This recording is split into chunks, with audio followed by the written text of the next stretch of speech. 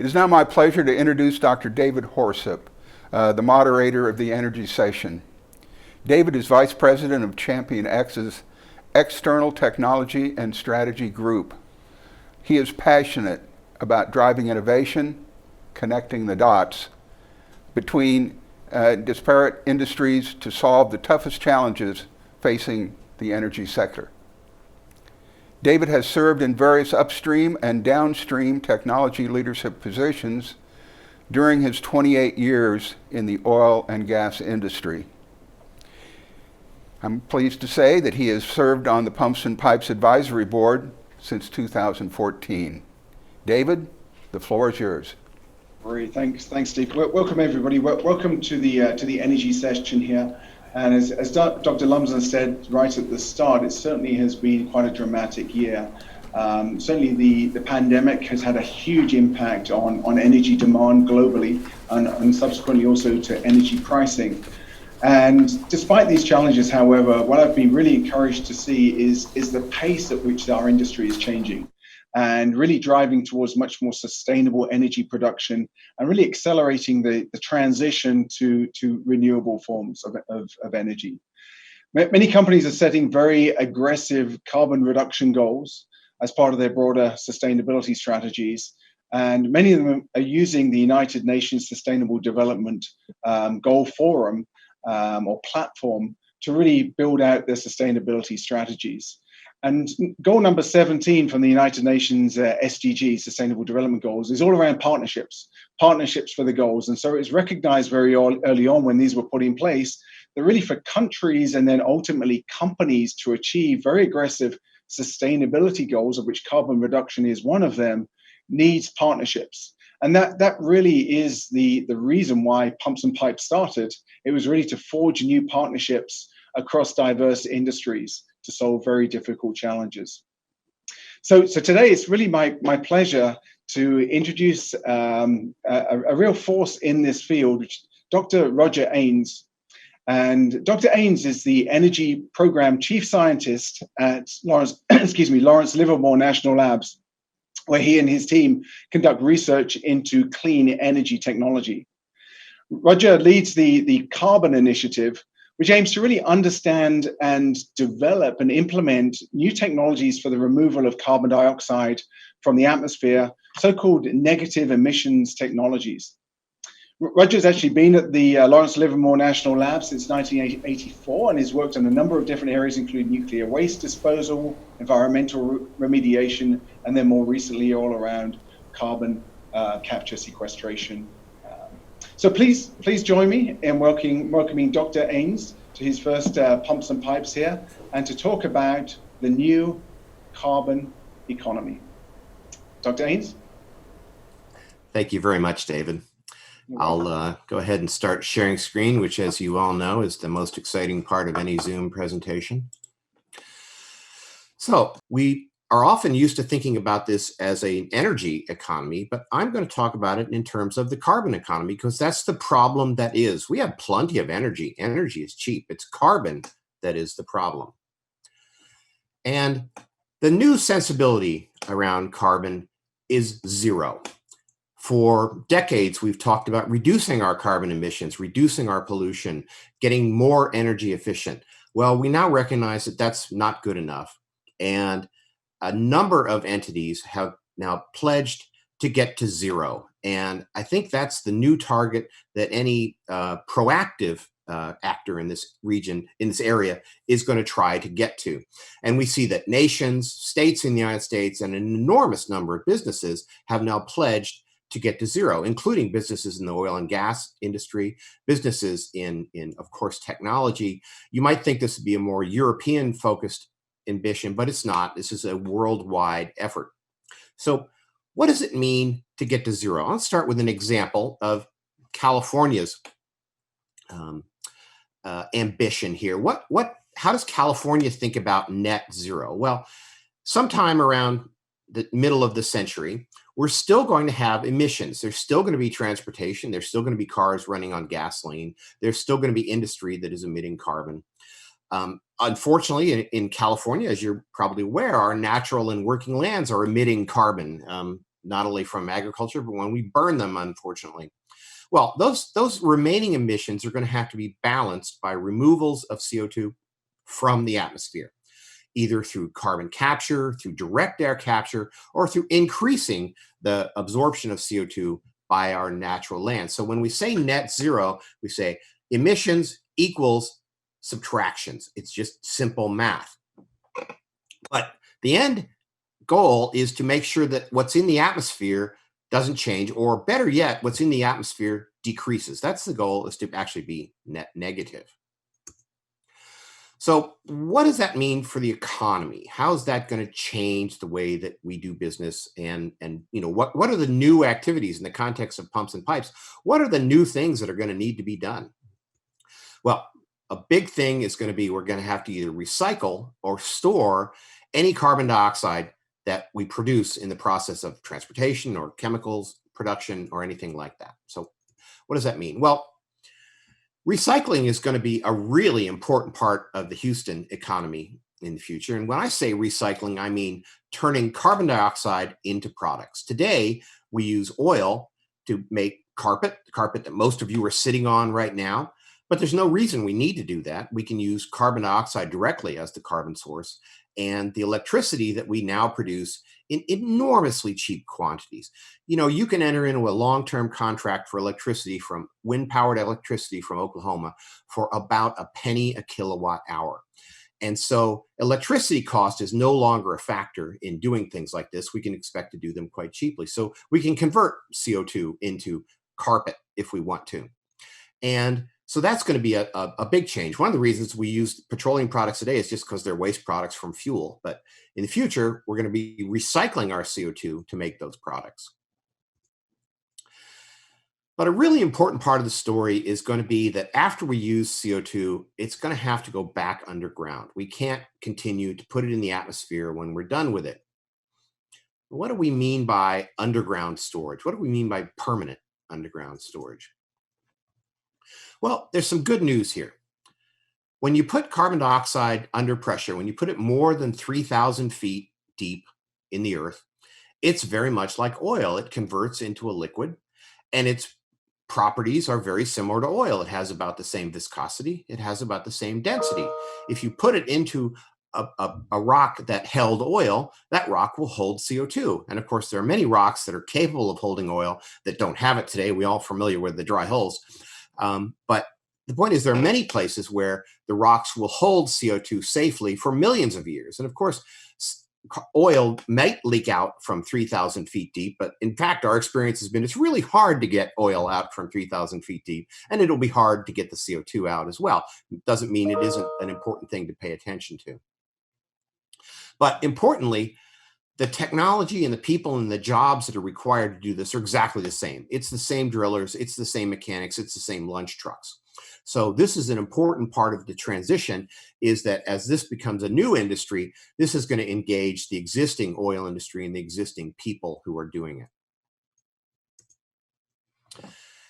And Texas is very much in the center of this new consideration.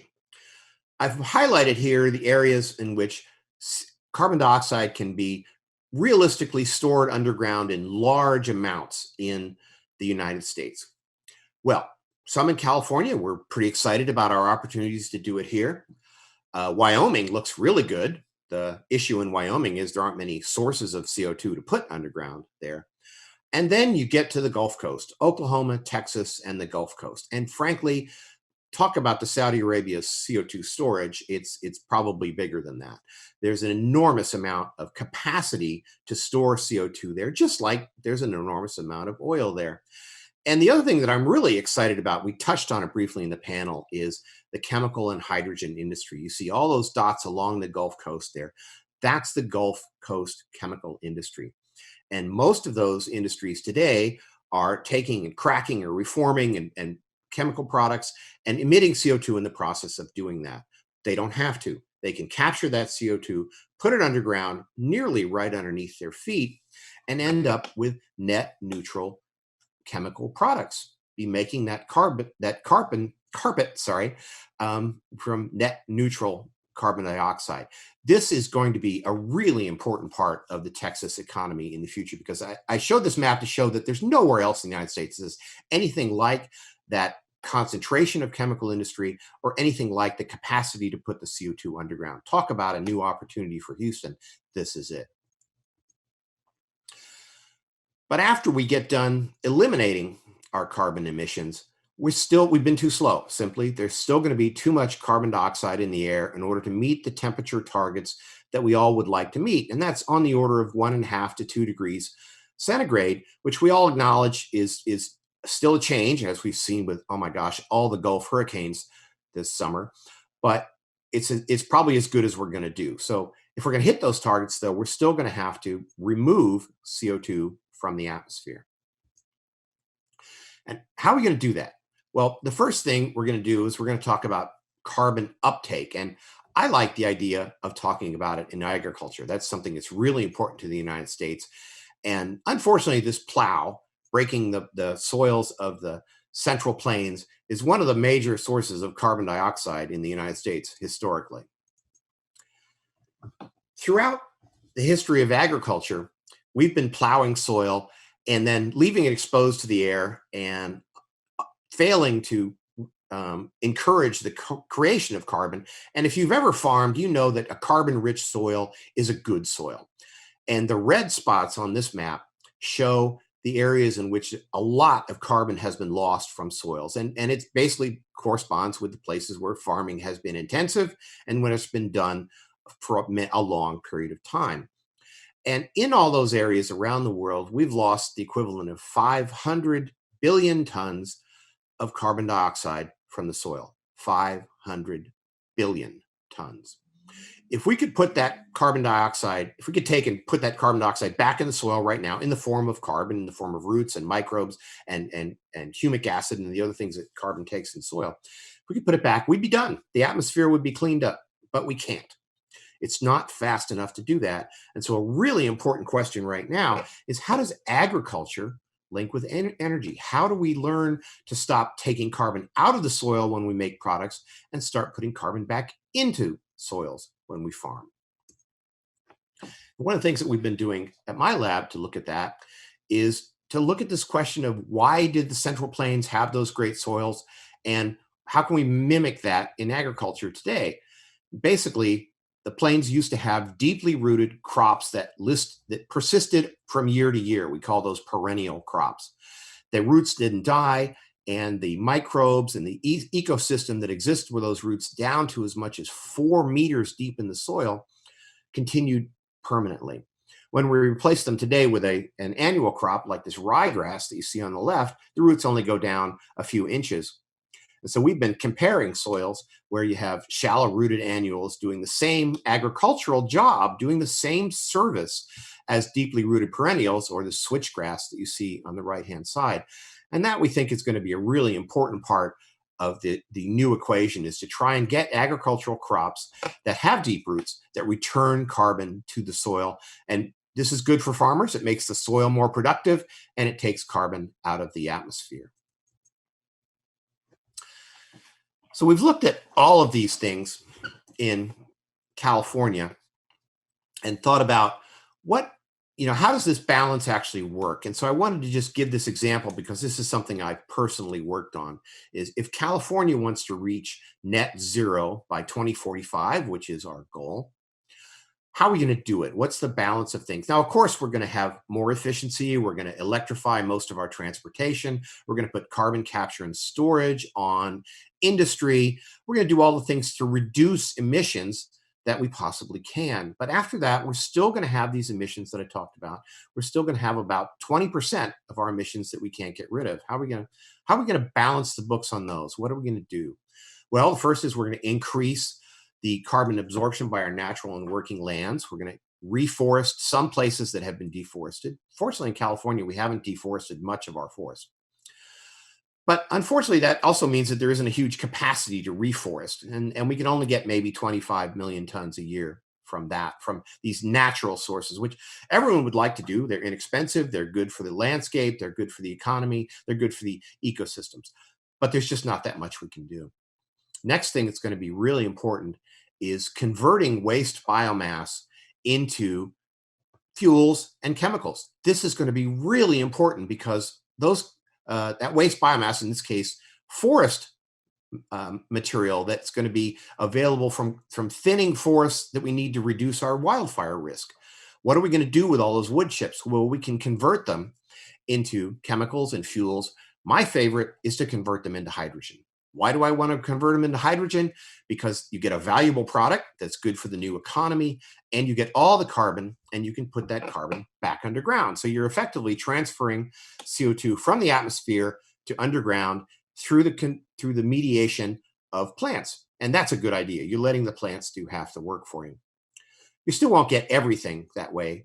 You're not going to get all the emissions reductions and the removals that you need. And so we're probably still going to need some machines that just remove carbon dioxide from the air, like this one that's operating in Zurich, which simply uses chemical absorption and heat to remove CO2 from the air. And it's expensive today, so we don't want to do any more of that than we need to, but we also want to keep making it cheaper because it's a pretty attractive concept. That's just, if the problem is there's too much CO2 in the air, let's use a machine to remove it.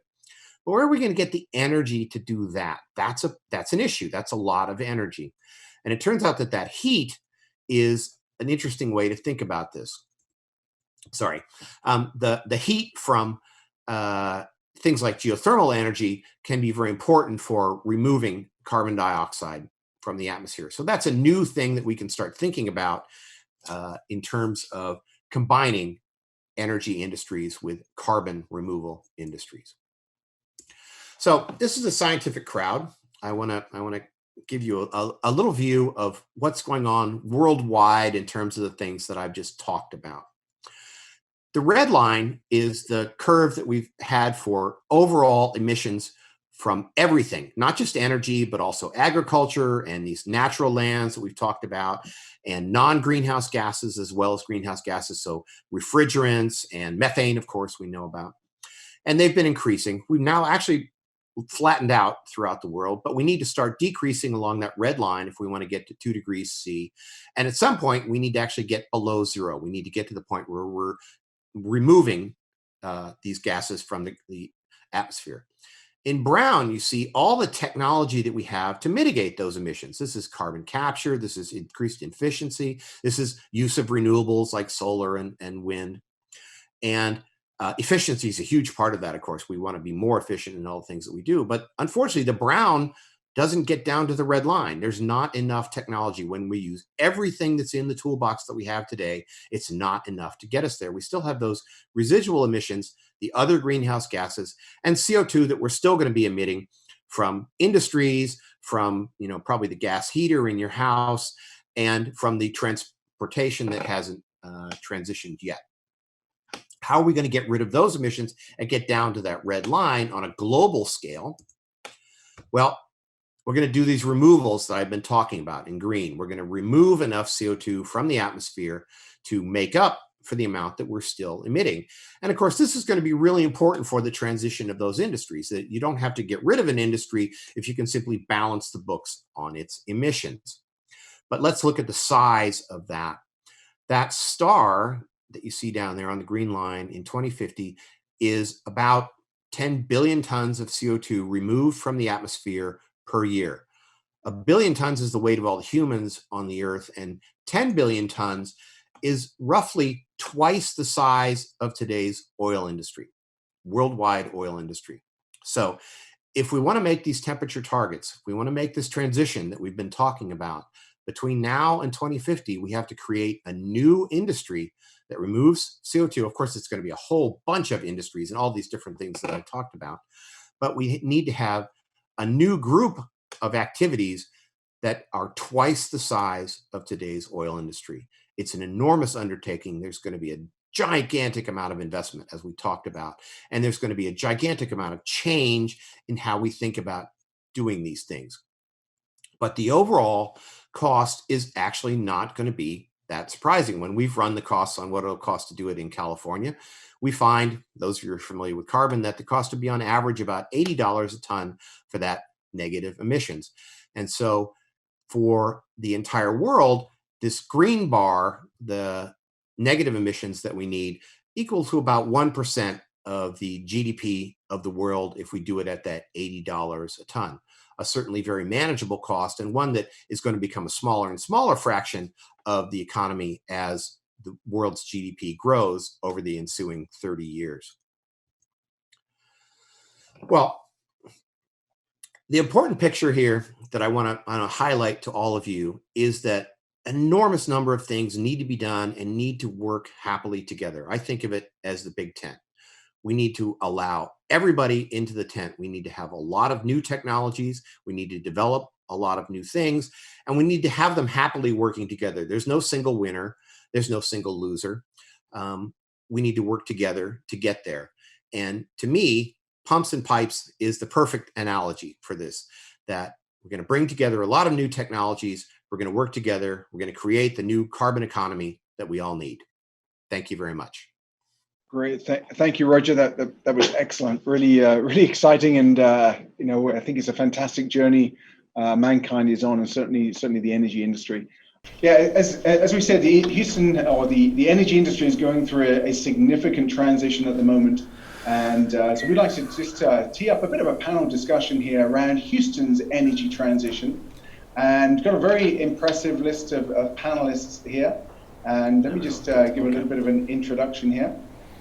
So we have Lara Cottingham, and Lara is the Chief of Staff of Administration and Regulatory Affairs and the Chief Sustainability Officer for the City of Houston. In addition to leading the Mayor's Sustainability Office, Lara is also the public face for Administration and Regulatory Affairs in the media, as well as before City Council, industry stakeholders, and customers. Prior to joining the City of Houston, Lara has held a number of sustainability and social responsibility type of roles, including serving as Communications Director for Chairman of the House Natural Resources Committee. And also, something which interested me also, was produce a web-based reality show for CNN. So welcome, Lara.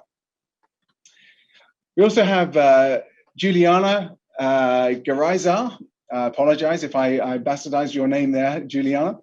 And Juliana is the launch director for Greentown Labs in Houston, which is a climate tech startup incubator that will be opening in Houston in spring next year. So a lot of excitement, certainly around the city of Houston, around that. She's also a board member of the Angel Capital Association and a lead investor of the Portfolio Rising America Fund, Consumer Fund, and the Rising Tide Fund as well. So welcome, Juliana. And I believe we should also have Dr. Greg Powers. And Greg is the innovation mentor with Alberta Labs, which is a startup accelerator. In this role, he scouts for potential new entrants and performs due diligence on startup companies in the clean energy field. He also coaches and mentors the startups on their journey through from scale up all the way through to commercialization. So a really exciting area. He's previously served as Vice President of Technology for Halliburton, and prior to that has held a number of different executive level technology roles across many different types of industries. So welcome, Greg. Try to see if I can, there's Greg. Welcome, Greg. If you could each unmute yourselves and share your video, that would be great.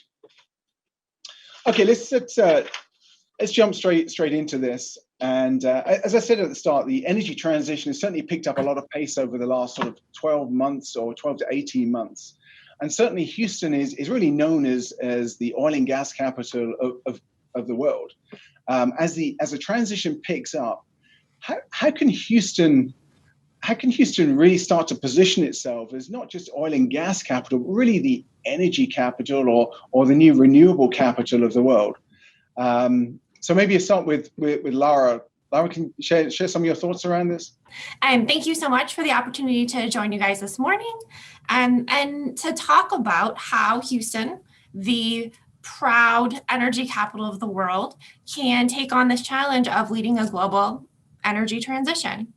And that is something that my team has been working on for the past really 3 years here in the city of Houston under Mayor Sylvester Turner. And just to give you all some context, that it is it is a challenge for a city of Houston to talk about energy transition, to talk about climate change, right? But also climate change is something that we are challenged by every single day.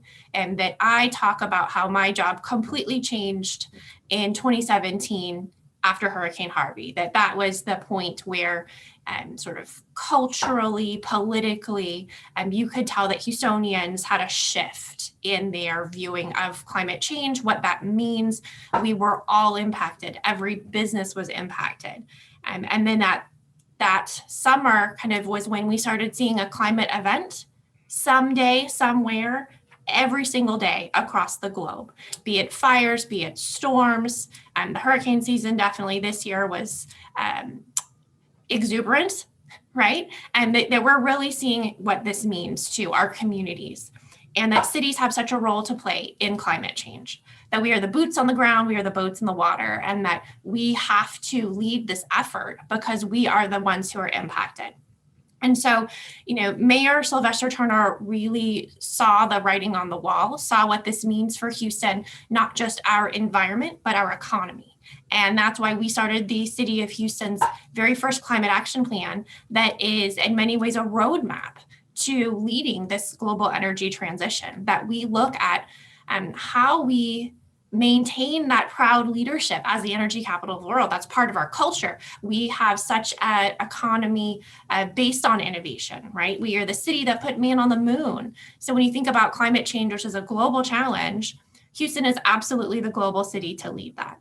And that it's not just about oil and gas, and that lots of people would be surprised to know that Houston is actually today the largest municipal user of renewable energy in the country, right? We use more renewable energy than any other city in the US. And when you think about it, of course Houston should be that, right? That's what being the energy capital of the world means. But our climate action plan takes that a step further and says, what can we do in our city? What can we do to honor that Paris Agreement and the UN SDGs goals of reducing our carbon emissions?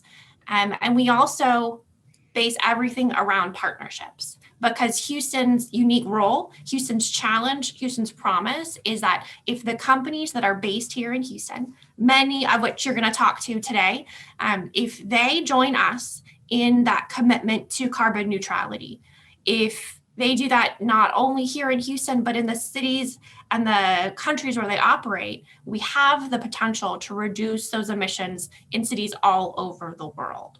And so we cannot do it alone. I want to be very, very clear that, the city of Houston has such an important role to play. And it is so important that Mayor Turner step out there and start leading the challenge. But it is so much more important to see partners join us in that mission. That's great, Lara. Thank you. Very, very exciting. Juliana, do you want to add a little bit of color there, maybe from your perspective?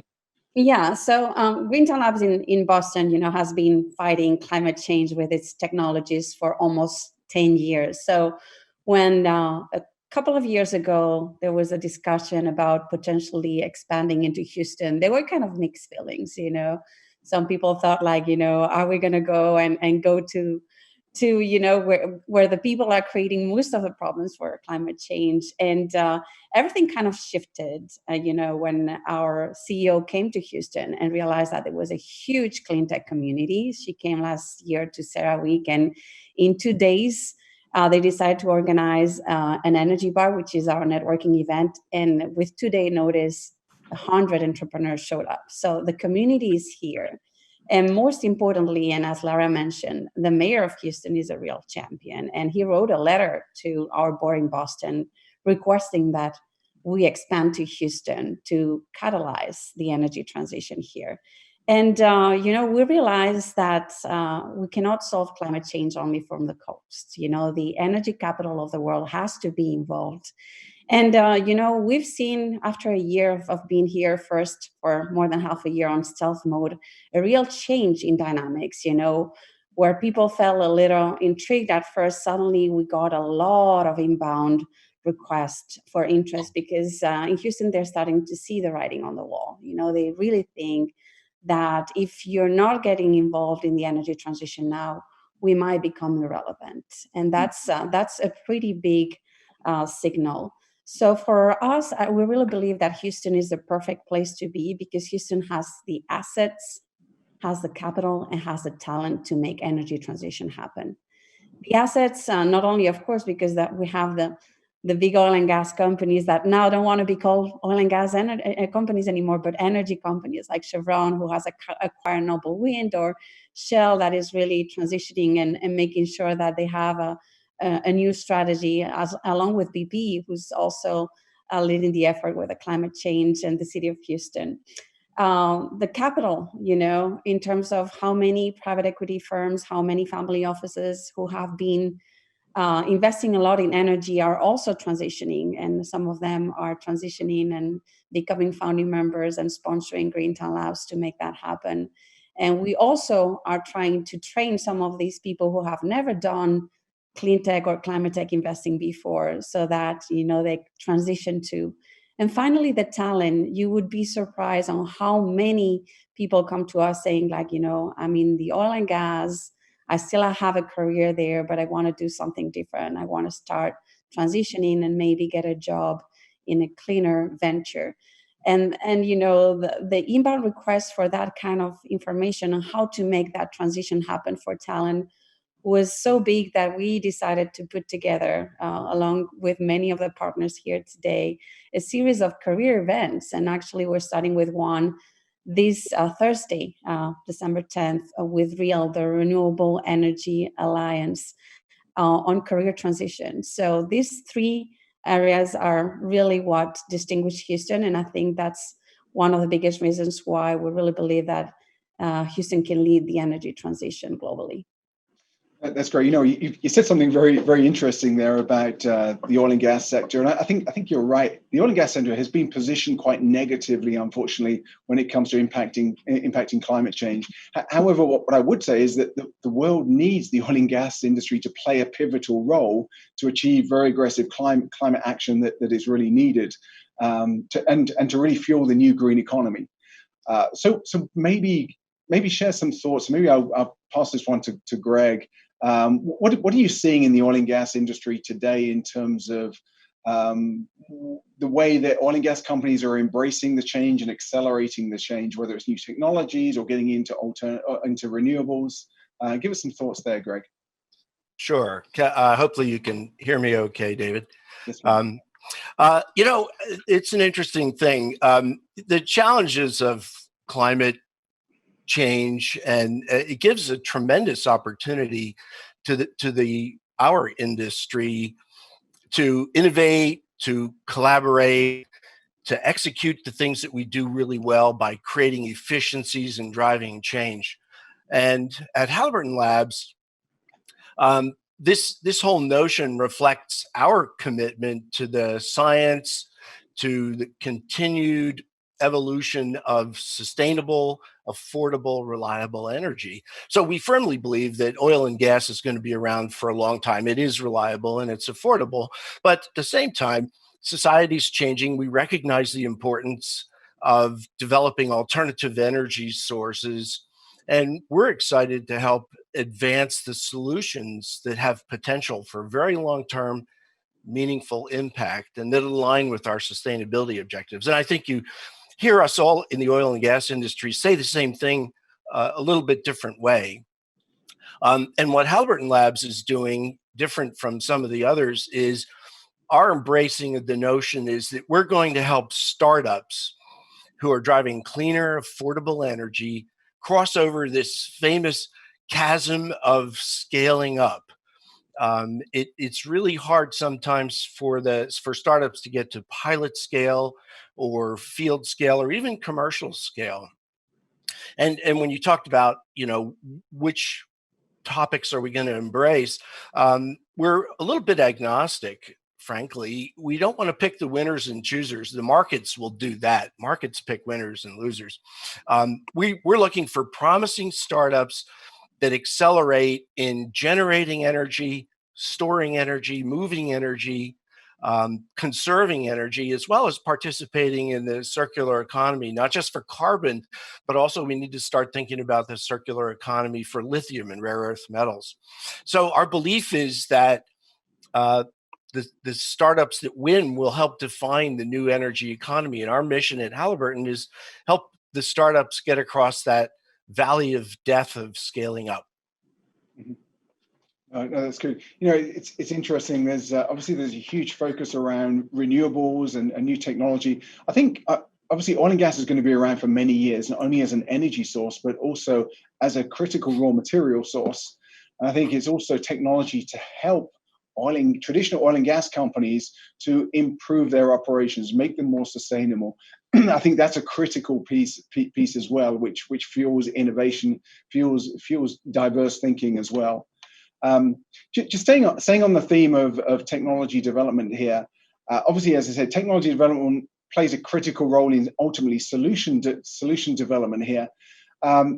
Maybe Juliana first, and then maybe Greg adds some thoughts, and Lara as well, in terms of what you're seeing in terms of Houston's technology base, the attraction of VC funding into Houston around the incubators and accelerators, and how corporations and individuals can actually get involved in getting engaged with the ecosystem that's forming here. Yeah, Juliana first.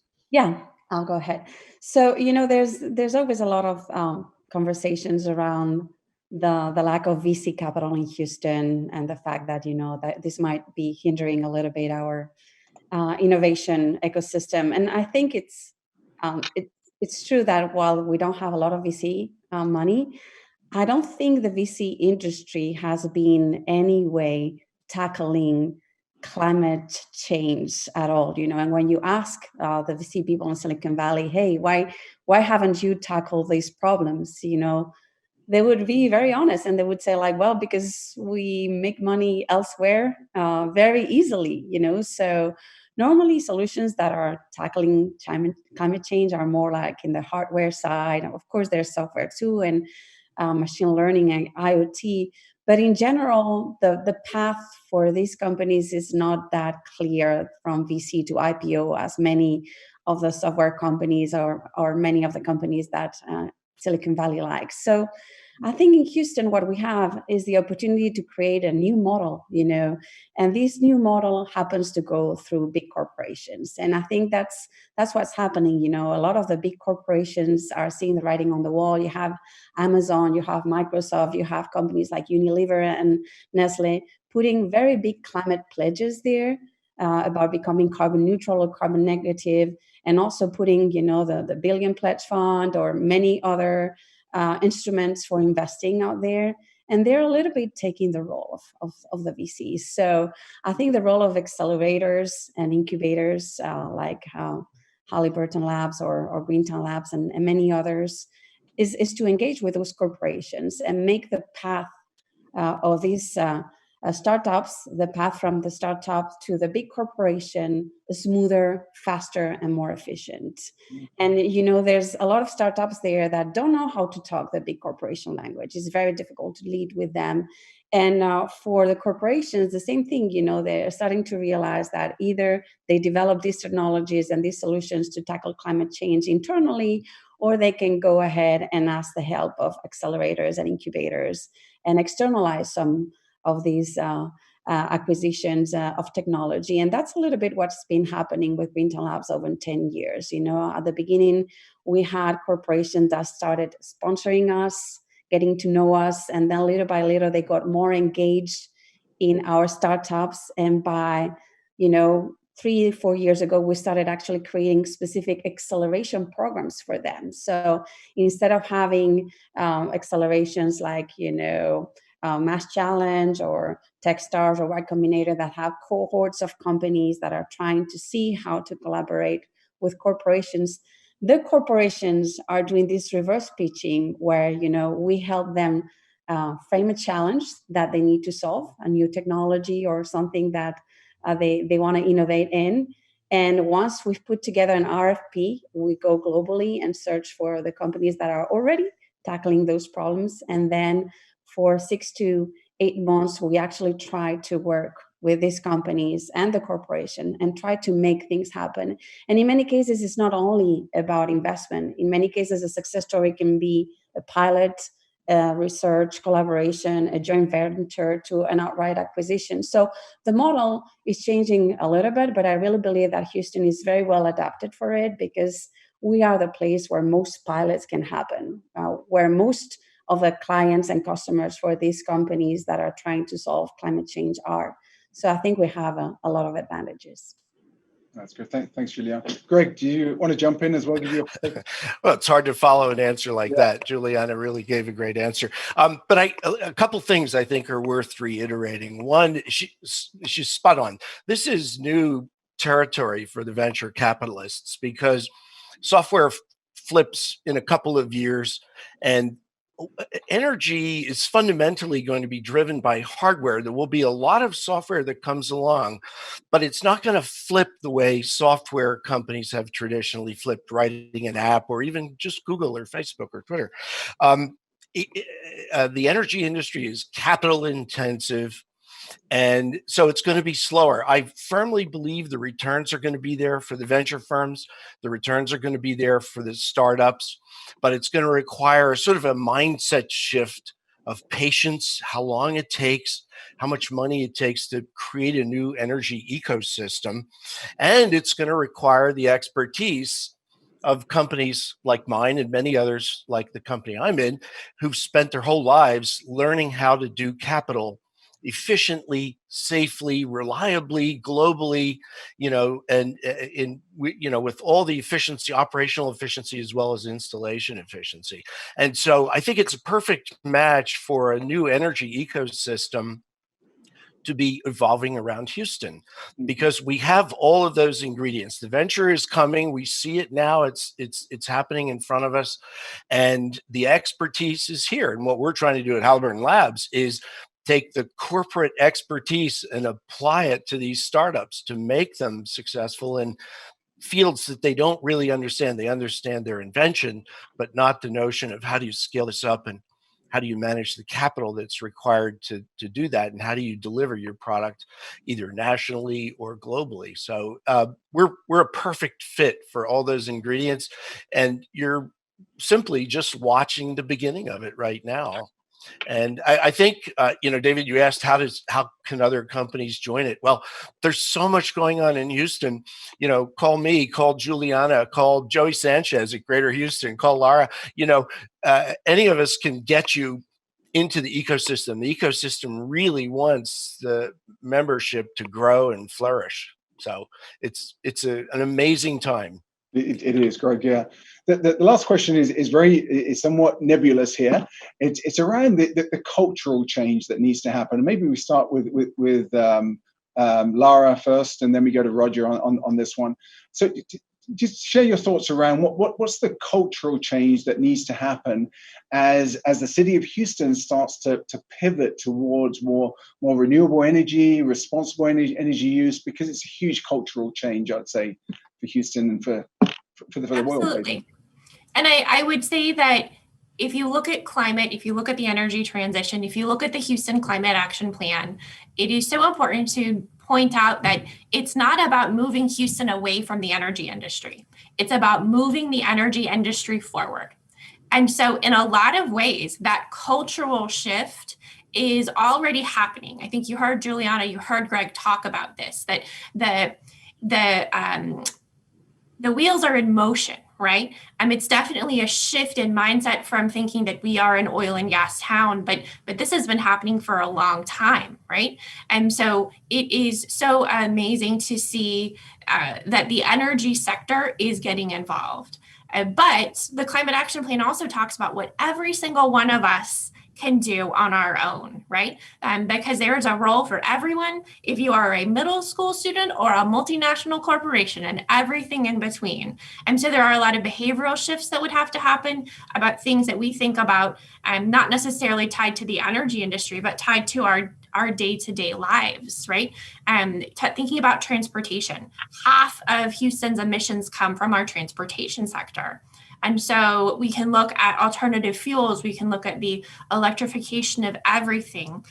I love that talking about hydrogen is such an exciting topic in Houston right now, right? That is such potential, not just here, but again, globally.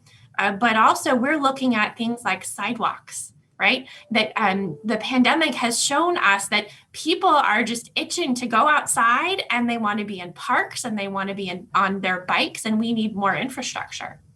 So there are individual things that you and I can do, but then there's also this shift within the energy industry that I think is already happening. Yeah, totally agree.